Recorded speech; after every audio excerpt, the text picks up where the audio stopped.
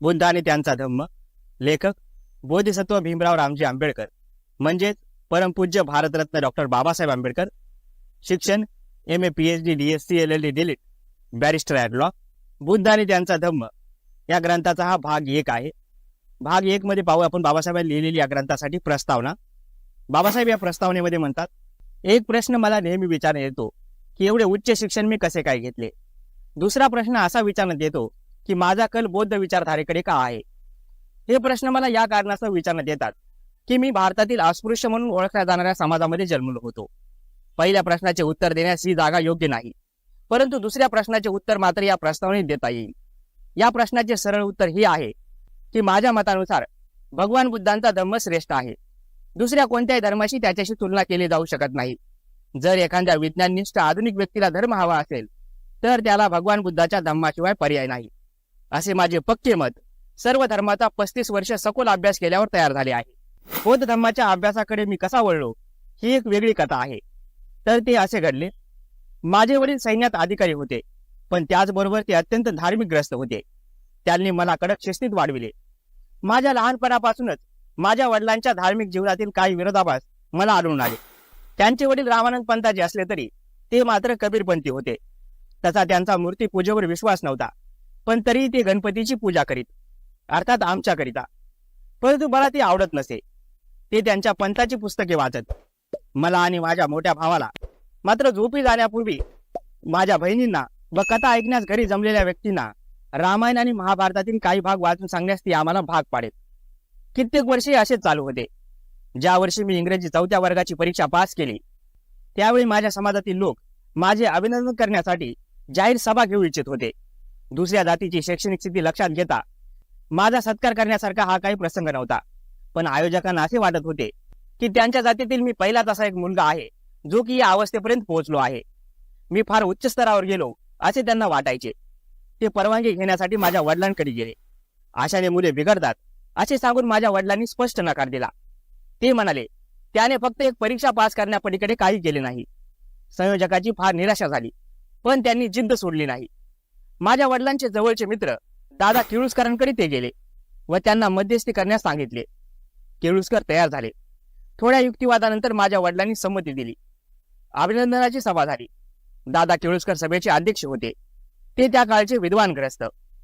त्यांचे भाषण संपल्यावर दादा केळुसकरांनी सयाजीराव ओरिएंटल सिरीज बडोदाकरिता लिहिलेले बुद्धाचे चरित्र त्यांनी मला सप्रेम भेट म्हणून दिले. मी ते पुस्तक मोठ्या आवडीने वाचले. त्या पुस्तकाने मी फार प्रभावित व प्रेरित झालो. मला प्रश्न पडला की माझ्या वडिलांनी बौद्ध साहित्याचा परिचय आम्हाला का करून दिला नाही. हा प्रश्न मी माझ्या वडिलांना विचारण्याचा निश्चय केला आणि एके दिवशी मी तो माझ्या वडिलांना विचारला. मी त्यांना म्हटले की रामायण आणि महाभारतातील शूद्र आणि अस्पृश्यांच्या अंधपतनाच्या आणि ब्राह्मण क्षत्रिय यांच्या महिमामंडित करणाऱ्या कथा वाचण्यास ते आम्हाला का भाग पाडतात. वडिलांना माझा प्रश्न आवडला नाही. ते म्हणाले, तू असे मूर्खासारखे प्रश्न विचारू नकोस. तू लहान आहेस. तुला जितके सांगितले जाते तितकेच तू करावे. माझे वडील रोमन हुकुमशाह सारखेच होते आणि ते आपल्या मुलांवर हुकुमशाही गाजवायचे. मला आत्याकडे सोपून माझी आई लहानपणीच वाढली. मातृविहीन म्हणून मला थोडे स्वातंत्र्य होते. काही काळानंतर मी तोच प्रश्न माझ्या वडिलांना विचारला. यावेळी वडिलांनी उत्तराची तयारी ठेवली होती. ते म्हणाले, मी तुम्हाला महाभारत व रामायण वाचायला सांगतो याचे कारण असे आहे की आपण अस्पृश्य आहोत. स्वाभाविकपणे तुमच्यामध्ये न्यूनगंड निर्माण होऊ शकतो. द्रोण आणि कर्ण याचे उदाहरण पहा. ती सामान्य माणसे होती पण त्यांनी मोठी उंची गाठली. वाल्मिकीचे पहा, तो कोळी होता पण त्याने रामायण लिहिले. तुमच्या मनामधील न्यूनगंड काढून टाकण्यासाठी मी रामायण आणि महाभारत तुम्हाला वाचण्यास सांगतो. वडिलांच्या म्हणण्यात काही तथ्य आहे असे मला वाटले, पण माझे समाधान मात्र झाले नाही की महाभारतातील पात्रे मला आवडत नाहीत. मी म्हणालो, मला भीष्म, द्रोण, कृष्ण आवडत नाहीत. भीष्म आणि द्रोण पाखंडी होते.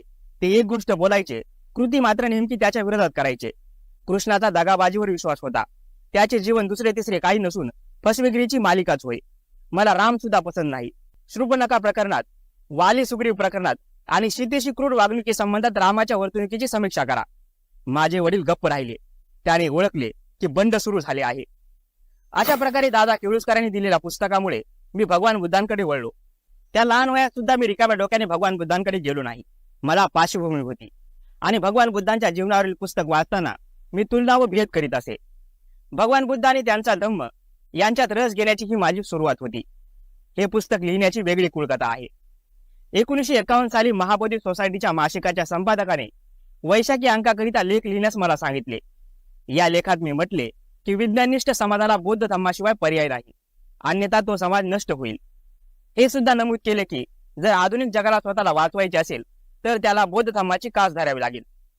बौद्ध वाङ्मय हे इतके विशाल आहे की कोणी एक व्यक्ती ते पूर्णपणे वाचू शकत नाही. यामुळे बौद्ध धम्माची वाटचाल अत्यंत मंद गतीने होत आहे. बायबल सारखे एखादे पुस्तक बौद्धांकडे नाही, ही याची मोठी उणीव आहे. या लेखाच्या प्रकाशनानंतर मला अनेक लेखी व तोंडी विनंती करण्यात आल्या की मी असे एक पुस्तक लिहावे. त्यांना प्रतिसाद म्हणून मी हे कार्य स्वीकारले आहे. सर्व टीकांना निरस्त करण्याच्या हेतूने मी हे स्पष्ट करू इच्छितो की हे पुस्तक मौलिक आहे असा माझा दावा नाही. अनेक पुस्तकातील साहित्य याकरिता गोळा करण्यात आले आहे. अशोक घोष रचित बुद्ध चरित्राचा मी विशेष उल्लेख करू इच्छितो. त्यांची काव्य प्रतिमा कोणी नाकारू शकत नाही. प्रसंगी मी त्यांची भाषा शैली उचलली आहे. या पुस्तकातील ज्या बाबीकरिता मी मौलिकतेचा आग्रह धरेल ती म्हणजे प्रकरणाची मांडणी होय, ज्यामध्ये मी सुटसुटीतपणा आणण्याचा व स्पष्टता आणण्याचा प्रयत्न केला आहे. या पुस्तकात काही गोष्टी अशा आहेत की त्या बौद्ध धम्माच्या अभ्यासकांना डोकेदुखी ठराव्यात. त्याचा उहापोह मी परिचय या सदरात केला आहे. ज्या सर्वांचे मला सहाय्य झाले त्या सर्वांचे मी आभार मानतो. सकुलिया गावचे नानकचंद रत्तू आणि हुशारपूर पंजाब येथील नागलखुर्दचे प्रकाशचंद यांनी या पुस्तकाची पांडुलिपी टाईप करण्याचे परिश्रम घेतले, त्याबद्दल मी त्यांचा फार आभारी आहे. त्यांनी अनेकदा टंकमुद्रित केले. नानकचंद रत्तू यांनी हे महान कार्य तडेस नेण्यास जे परिश्रम घेतले, जो त्रास सहन केला, त्याबद्दल मी त्यांचा आभारी आहे. आपल्या तब्येतीची काळजी न करता, मोबदल्याची अपेक्षा न करता नानकचंद रत्तू यांनी टायपिंग आदीची सर्व कामे सोयीच्छेने केली. माझ्या प्रती असलेल्या प्रेमाखातीर व स्नेहाखातीर नानकचंद रत्तू आणि प्रकाशचंद यांनी हे कार्य केले. त्यांच्या परिश्रमाचे मोल दिले जाऊ शकत नाही. मी त्यांचा फार आभारी आहे. या पुस्तकाचे कार्य मी जेव्हा आरंभले त्यावेळी मी आजारी होतो आणि आताही आजारी आहे. काही वेळेस माझी स्थिती इतकी बिघडायची की डॉक्टर्स मला विझणारी ज्योत समजायचे. या विझणाऱ्या ज्योतीला पुन्हा जीवन देणे माझ्या पत्नीच्या आणि डॉक्टर मालवणकर यांच्या वैद्यकीय कौशल्यामुळे शक्य झाले आहे. मी त्यांचा हार्दिक आभारी आहे. त्यांनी हे कार्य पूर्ण करण्यास मला मदत केली. मी एम.बी. चिटणीस यांचा सुद्धा आभारी आहे. त्यांनी या पुस्तकाची प्रूफे तपासण्यास विशेष रुची घेतली. मी हे नमूद करू इच्छितो की बुद्ध धम्माचा अभ्यास करावयाच्या आवश्यक असलेल्या संचातील हे एक पुस्तक होय. अन्य दोन पुस्तके म्हणजे बुद्ध आणि कार्ल मार्क्स व प्राचीन भारतातील क्रांती आणि प्रतिक्रांती ही होत. ती अनेक भागामध्ये लिहिली गेली आहेत. ती लवकर प्रकाशित होतील अशी मी आशा करतो. Doctor B.R. आंबेडकर.